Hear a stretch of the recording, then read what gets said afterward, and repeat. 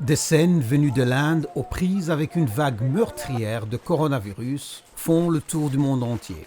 L'administration Biden réagit à la crise et envoie des fournitures telles que des équipements de protection individuelle, de l'oxygène, des kits de test, des masques et autres.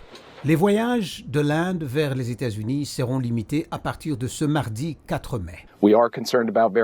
Nous sommes préoccupés par les variants, nous sommes préoccupés par la propagation, nous sommes préoccupés par les pertes en vies humaines et par tous les effets secondaires alors que cette pandémie devient incontrôlable en Inde.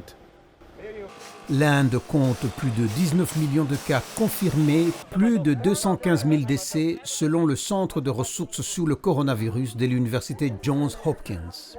Plus d'un tiers des Américains sont entièrement vaccinés contre le Covid-19. Certains États disent avoir suffisamment de vaccins. L'administration Biden a déclaré qu'elle va partager avec les pays qui ont besoin d'aide 60 millions de doses du vaccin AstraZeneca, un vaccin qui n'a pas été approuvé aux États-Unis.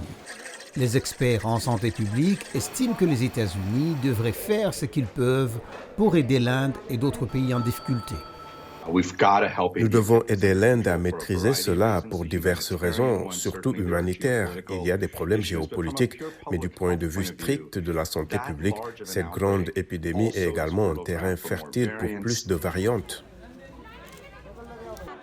Ron Klain, directeur de cabinet de la Maison-Blanche, a déclaré sur l'émission Face à la Nation de CBS News que les États-Unis ont envoyé à l'Inde suffisamment de matières premières pour fabriquer 20 millions de doses de la version indienne du vaccin Oxford AstraZeneca. Certains législateurs américains, dirigés par le sénateur du Vermont Bernie Sanders, disent que l'administration devrait assouplir les règles sur les brevets afin que les pays puissent produire rapidement des versions génériques de ces vaccins, ce à quoi les firmes pharmaceutiques s'opposent, citant d'éventuels problèmes de sécurité.